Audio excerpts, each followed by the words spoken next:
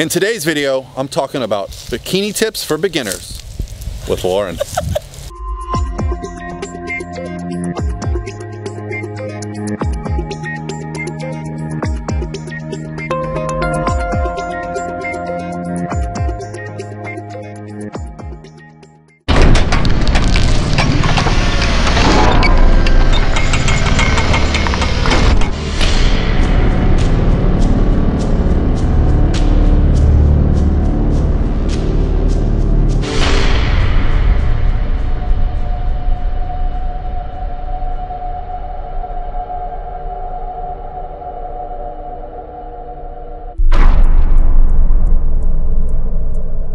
Sorry. Fucked it up, like usual. Hey guys, what's going on? This is Paul Ravella from ProPhysique.com, and we're here today in my yard, in the jungle, with my good friend, Laurin Conlin. And I think we just did a video for her channel, and I think we'll just keep that theme going. Yeah. So if you're interested in advice on how to compete at the national level, then go over to her channel. We just did a nice little video on that topic. And the reason is because we have some competitors competing at Junior Nationals this May. We're going to be there. It's June? Yeah. Okay. Junior USA. So I think we're 8 weeks out, whatever it is. But it's starting to ramp up the competitive season at the national level, which is very exciting. And there's been like an evolution in this process for me as a coach and for competitors in general. Yeah. But what we're going to talk about today is kind of where you start out at and what could we do to make sure that your first experiences as a bikini competitor are good. Some of the most common questions that I get are, do I have enough muscle? Do I have too much muscle? Am I too lean? Am I not lean enough? You know, things like hair and suit and heels, show choice, all these things are very important when you're a first-time competitor. So let's talk about the most important thing, and that's the physique that you want to bring to the stage. So in your opinion, can you have too much muscle for the bikini stage? So, I mean, the obvious answer is yes. Sure. But in my experience as a coach, and I'm sure you've seen this too, most people who have thought about doing a bikini competition but have not yet are not too muscular. Correct. The only time that girls may be too muscular is maybe if they have been avid, you know, like playing sports their whole life, or like an athlete in like college maybe, and then they like just graduated and they're like, oh, I was a volleyball player my whole life, and you're like, okay, well you probably have some good muscle mass. Gymnasts, or I've seen, you know, really gymnasts, or if you are somebody who used to compete maybe in figure or something. But for the average person who's like, I want to do bikini competition, I like this body, this like look, they're usually not too muscular. Usually, and I'm not saying this in a mean way, they just have too high of body fat. And that's just being blunt and honest as a coach. When your body fat is higher, you look more muscular, obviously. I think and you there's just look also bigger. the term bikini, like 7-8 years ago when this division was invented, was a lot different. It was basically girls that were on the beach looking good and sexy, and they would do well on stage. But as the physique part of the sport enhances, bikini girls now at the national level are much like figure girls were 7, 8, 10 years ago, in that they want to see a little bit of shape in the shoulders. They definitely want to see some glute. They want to see the hamstring tie-in. They want to see detail. Even having a little bit of a muscular back isn't a bad thing, because a lot of that can be shaped in your posing. So posing don't be afraid. Huge. Most people just, I mean, I'll just, again, be really honest. Most people just standing here, and even if you are a bikini competitor, you don't look good just like, nobody looks good just like standing here. Your posing is like a huge aspect of it, you know, like posing and twisting and turning, and the suit placement. Like, this is not a regular bikini either, you know, it's not a pair of underwear. Like, this is a different kind of suit. You put it higher on your hips, you know, there's a lot of different things that can change the shape. So most people are not too muscular. Most people are just not lean enough. And honestly, I think what most people find, first-time competitors, is that they will diet down and they're like, oh, I don't have enough muscle. So that was going to be my next question. So I feel this is the most important aspect for a bikini athlete, and that is getting lean enough for stage. Because when you're lean enough on stage, you stand out. When you're one of the leaner people on stage, it allows you to show off your physique. Even if you have a little bit too much muscle or too little, it gives you an advantage over everyone else. So this is where everyone who talks about, oh, bikini is just getting so big, bikini is so muscular, why are they looking for that? It's because it just looks impressive. The judges are judging certain qualities, and then they're judging what is in front of them.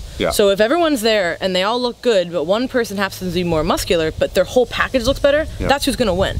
Likewise, if someone just has amazing structure, amazing genetics, and they may be a little bit softer, they might win the next class. Yeah. It just really, really depends what's in front of you. And I know that's hard when you're training, so that's why it's number one comes down to like, what do you want to look like? Do you want to be a more muscular competitor or a little bit less muscular competitor? Because you can probably pull off either. It just kind of depends on your body composition and your genetics and, you know, all those kinds of things. Structure comes into play. Like, you don't need as much muscle if you have a freaky tiny waist. Yeah. If you don't have that, you're going to need to build up some shoulders, some lats, some quad sweep to give yourself a little bit of hourglass shape. Yeah. Because at the end of the day, like, if you go to a show and look on stage, that's what grabs your attention. Someone who's really lean with a great shape. Yeah. And then the overall attractive hair and the confidence on stage. So all those things play a huge role in bikini. The other stuff. Yes. Yeah. Everything else is what I call it. Like, there's the physique and everything else. You know, everyone wants to know what percent is this. It's 100% your appearance. It's 100% your physique. Yeah. It's 100% your confidence. It's really everything all together. It's all the total package. Yeah.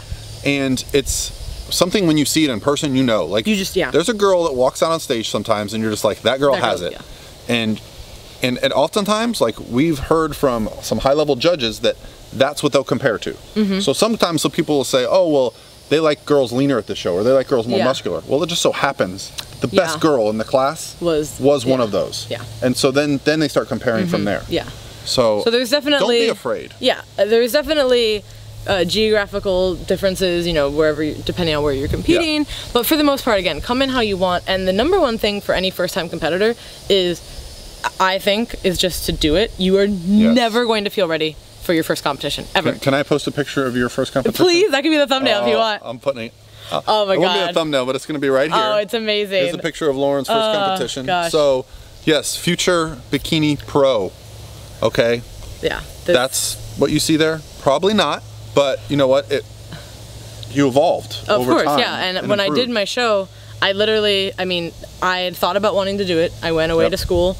I came back. I was a little bit injured. You know, I wasn't really training as hard. I didn't really have much direction in college. You know, I came back and the trainer who had got me interested in it originally, Sunny, was like, "You have 8 weeks. Get ready." I'm like, "What?" She's like, "You have 8 weeks. Get ready for the show." And I did NPC Southern States, if anyone's knows about that show. It's a really big show. A big show in Florida. I was 19, never competed before, had 8 weeks to train for it, and I clearly didn't know what I was doing. But I got some help, but from everyone around me, I had a really cool gym community. But I also just learned a lot doing it, and I made so many mistakes, and then I learned so much from that. So you also learned you had a passion for it. Yes, because you feared it, but once you did it, you kind of got drawn into the culture. I was like, this is great, you know, like, and you always think like, oh, this is cool, and until you do it, you really just don't know. Honestly, you can look at pictures, you can go to a show, but you'll really never know that feeling until you actually compete. So let's talk a little bit about weight training, because I know there's a big misconception too with how we should be training when it comes to a bikini competition. And I think a lot of that comes down to the word bikini. But at the end of the day, it's a physique competition. Yes. You want to bring your best physique. And to do that, you need to weight train. I think we kind of beat on this subject, but you don't want to stop training hard or stop lifting in the rep ranges that build muscle. Yeah. For most people, going back to the first point, you're probably not too muscular. Correct. So it's only going to help your metabolism to train.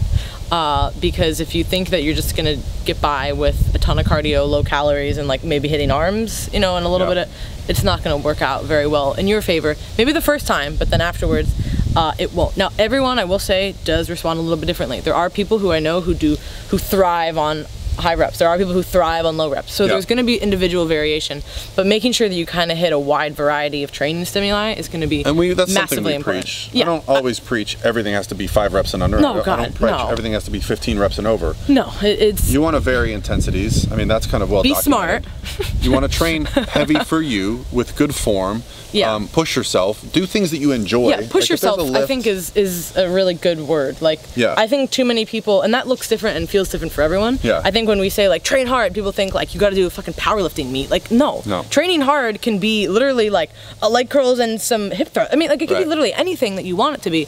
But being afraid of, like, oh, I don't know if I should go up because I might get a little bit too big.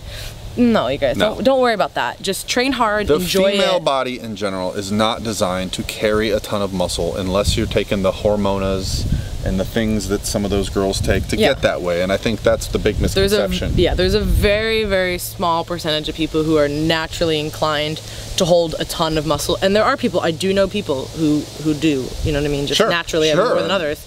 I know a lot of people, and I'm very jealous of them. Exactly. I'm like, God, I've been training for like almost 10 years. I got too muscular. Yeah, I'm like, I've been training for almost 10 years, and I still look like this. But, you know, there's just, everyone is a little bit different, and most people are within the normal bell curve of, you know, you're going to have some muscle, you're going to have some fat. So let's finish this off. We've kind of talked about... circles. Well, I want to talk about the other half of the equation, which is, how do we go about making sure we look good on stage? You know, it's a big issue, because I see a lot of girls show up, they've chosen the wrong tanning company, suits don't fit right, hair looks funky, you know, makeup could be wrong. How do we go about making sure that we're fitting in with what is, or, you know, if you don't want to fit in that too, but you have a game plan? Yeah. Well, I would definitely start by just researching, like, you know, if you've never been to a show, go to a show. Yeah. If you've never looked on somewhere like NPC News Online where they have all the competition, just look at like the top 3 of each class and just get an idea of like, okay, how does this look? And not saying that you have to copy that exactly, but there's certain things that are like yeses and certain things that are nos. You're gonna see most people on stage with like pretty dramatic makeup, but they look pretty. They don't have blue eyeshadow and glitter and you know, red lipstick and some clown you know, blush. One thing that I like that you do, and so this is something you guys can do if you want to do some research, is like follow someone like Laurin on Instagram and look at her history of posting. And I remember on the days of your shows, you would say your jewelry brand, your suit brand, the type of makeup you used, you know, maybe even where you got it done. Sometimes you get it done at like the Mac store. So you can game plan. You know, Emily Hayden does a lot of this, I know. She talks about all the aspects of competing on her Instagram and YouTube page. So the information's out there from very good people, and I know we're not supposed to talk about it, but somebody I know is writing an ebook that will be available that will handle a lot of these questions. I don't know who that could be. Is that Maddie? Is that your dog? Did Maddie write that book? Maddie wrote it, yeah. She's so talented. Yeah, that'll be out. I'll definitely let you guys know on social. And it goes through in painstaking detail, just like the extras. You know, it's not super long. It's just exactly what you need to know, what I've learned over the past 6 years. But when in doubt, like you said, follow people who, you know, do post this kind of information regularly, and, you know, do things like, a perfect example is the tanning. Always go with the host tanner. Why? They're always going to be there to fix stuff for you. Don't try to save 20 bucks and go somewhere else and then you don't know how it's going to come out. You know, there's just a lot of little nuances. My first year at Nationals, both my clients tried to save 20 bucks, and guess who had to leave the venue to go get their tan touched up? That's not a pretty sight. You never know about the weather.